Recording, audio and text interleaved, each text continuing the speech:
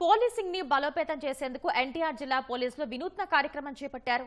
Policing లో ప్రజల్ని భాగస్వాములను చేస్తూ సాంకేతికతను ఉపయోగించడం ద్వారా మెరుగైన ఫలితాలు సాధించేందుకు ప్రణాళికలు రూపొందించారు.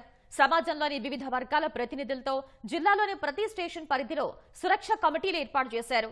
ఈ నెల 22 నుంచి కమ్యూనిటీ పోలీసింగ్ కు శ్రీకారం చుట్టనున్నారు. పోలీసింగ్ ని పటిష్టపరిచేందుకు ఎన్టీఆర్ జిల్లా పోలీసులు వినూత్న కార్యక్రమానికి శ్రీకారం చుట్టారు. విజయవాడ కమిషనరేట్ లో సురక్ష పేరుతో సిపి రాజశేఖర్ బాబు ఓ కార్యక్రమాన్ని ప్రారంభించారు. ప్రతి స్టేషన్ పరిధిలో పోలీసులు ప్రజల మధ్య మరింత మెరుగైన సమన్వయం కోసం సురక్ష కమిటీలు ఏర్పాటు చేశారు. ఈ కమిటీలో ఒక ఉపాధ్యాయుడు, వైద్యుడు, ఎన్ఆర్ఐ, సాఫ్ట్వేర్ ఇంజనీర్, ఔత్సాహిక పారిశ్రామికవేత్త, వర్తక సంఘాల నుంచి ఒకరు, మైనారిటీ, ఎస్సీ, ఎస్టీ వర్గాల నుంచి ఒక్కొక్కరు సహా మొత్తం 20 మంది సభ్యులు ఉంటారు.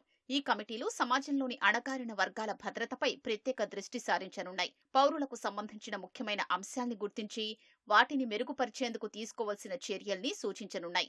కమిషనరేట్ పరిధిలోని పోలీసింగ్ కార్యక్రమాల్లో సమాజ భాగస్వామ్యాన్ని పెంచడంలో కమిటీ సభ్యులు వారధులుగా వ్యవహరిస్తారు.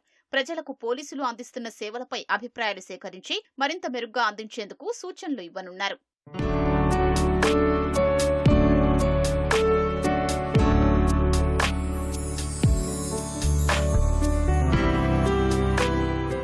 సురక్ష కమిటీలు మహిళా సంరక్షణ కార్యదర్శుల సాయంతో పనిచేస్తాయి.